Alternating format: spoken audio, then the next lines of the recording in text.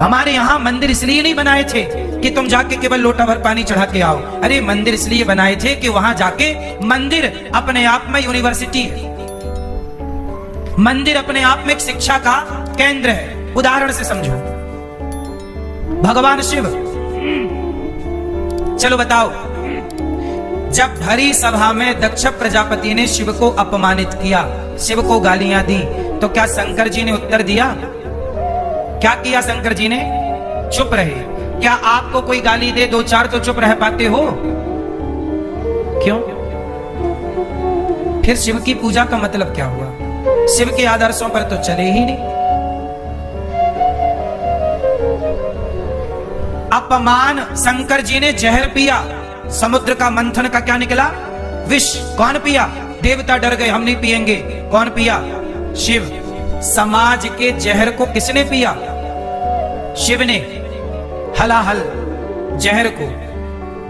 आप लोग, अपमान का जरा सा जहर मिल जाए तो आपकी स्थिति बिगड़ जाती है। तो मंदिर जाने से कल्याण हो जाएगा तो फिर चलो सब मंदिर चलते हैं। आज लोगों ने अर्थ का अनर्थ कर डाला। मंदिर जाने का मतलब ये था ही नहीं जो आप कर रहे हो। लोटा भर दूध ले जाके डाल दिया। क्यों डाला? पता ही नहीं। सब डाल रहे हैं तो हम भी डाल रहे हैं। कौआ कान ले गया तो कौआ के पीछे भाग गए। कान भी तो देखते कि है कि गया।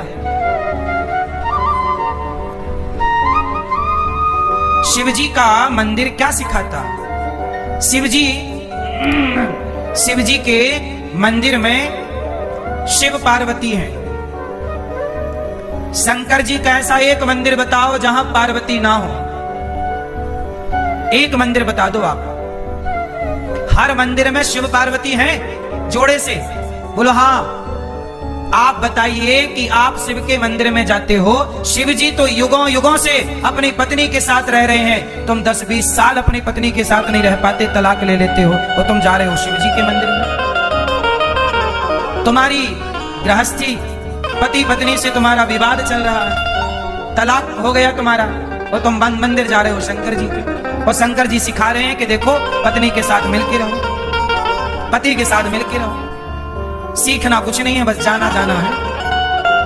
शिव पार्वती का तलाक हुआ तो तुम शिव भक्तों का क्यों हो जाता है? क्योंकि तुम शिव के आदर्शों को अपनाते नहीं हो। ना पुरुष ना स्त्रियां, ना स्त्रियां अपना रही हैं ना पुरुष अपना रहे हैं। शंकर जी के आदर्शों पर चलिए। शंकर जी के सिर पे कौन है? गंगा। बोलो क्यों है गंगा सिर पे? यहां आप बताओ, शंकर जी के सिर पे गंगा क्यों है? सिर पे ही क्यों रखी? हाथ पे रख लेते, पीठ पे रख लेते, कंधे पे रखते, यहां क्यों रखा? समाज को सिखाने के लिए शिव जी का रूप तुम्हें सिखाने के लिए है। शंकर जी की प्रतिमा, शिवलिंग केवल शिवलिंग नहीं, वो अपने आप में एक यूनिवर्सिटी है। इतना सा क्या है वो? अपने आप में एक यूनिवर्सिटी है।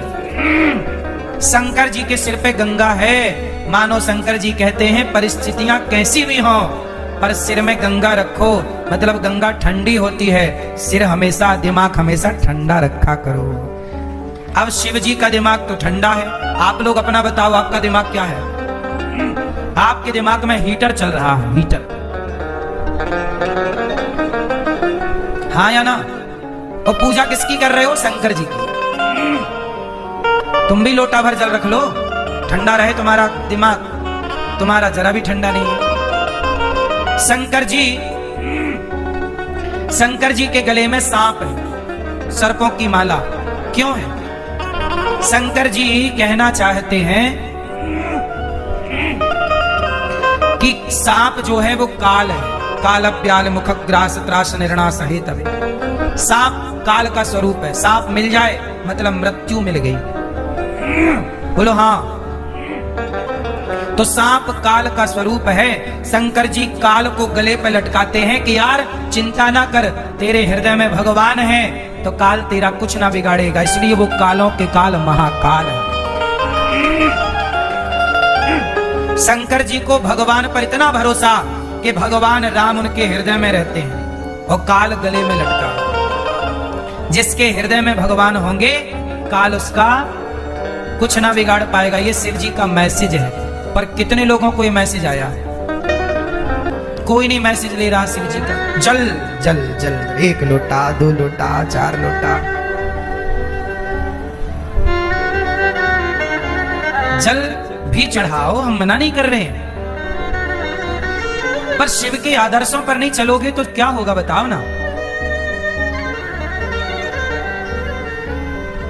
अब ये बताओ, शंकर जी भभूति रमाते हैं, किसकी भभूति लगाते हैं?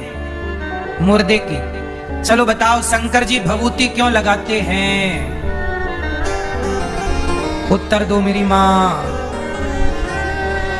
शंकर जी भभूति लगाते हैं ये बताने के लिए, दुनिया वालों ज्यादा घमंड ना करो, एक दिन राख हो जाओगे।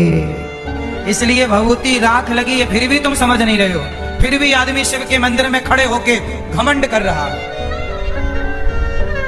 शिव का भक्त है पर घमंड करता हो। तो तूने शिव से इतनी बात नहीं सीखी तो काय का शिव भक्त है? तेरा घमंड तो मिटा नहीं, तो शिव भक्त कैसे हो गया भैया? यदि शिव का व्यवहार तेरे स्वभाव में नहीं उतरा तो कैसे शिव भक्त है? राम का आदर्श तेरे व्यवहार में नहीं है तो कैसे राम का भक्त है? कृष्ण का आचरण, गीता का आचरण जीवन में नहीं है तो कैसे कृष्ण का उपासक हो गया तू? दुर्गा देवी नवरात्रि आती है, सारी स्त्रियां व्रत कर रही हैं, जय हो माता की, जय हो माता की, जय हो माता की। करो, बुरा नहीं है, पर माता रानी का थोड़ा उपदेश भी तो सीखो। माता रानी क्या कहती है? माता रानी के हाथ में 8 हाथ है माता के। कितने हाथ हैं? जोर से। अष्टभुजाधारी है माता के। एक हाथ में तलवार है, एक हाथ में धनुष बाण है, एक हाथ में चक्र है। क्यों ये माता रानी तलवार लेके काहे घूमती है? बोलो क्यों? वो शेर पे काहे सवार है? ये दुर्गा मैया शेर पे काहे सवार है? करती हो ना मेरी मां पूजा व्रत? चलो बताओ दुर्गा मैया शेर पे क्यों सवार है? व्रत करते तुम्हारा बुढ़ापा आ गया। चलो बताओ। पता कुछ नहीं है, बस भेड़ चाल। सब चल रहे हैं, हम भी चल रहे हैं। क्यों चल रहे हैं पता नहीं। ऐसे में हिंदू सनातन संस्कृति का कैसे उत्थान होगा? दुर्गा मैया के हाथ कितने हैं? 8। चलो बताओ, भारत में 140 करोड़ लोग रहते हैं, किस स्त्री के हाथ 8 हैं? किसी के नहीं। तो दुर्गा मैया के हाथ 8 क्यों हैं? ये दुर्गा मैया 8 हाथ काहे लिए घूमती हैं? जरा उत्तर दो मेरी मां। नहीं पता? ये गुलाबी मैया 8 हाथ काहे हैं दुर्गा मैया के? आप करती हो नवरात्रि में व्रत? हाँ या ना? करती हो माता रानी की पूजा? तो बताओ 8 हाथ काहे हैं दुर्गा मैया के?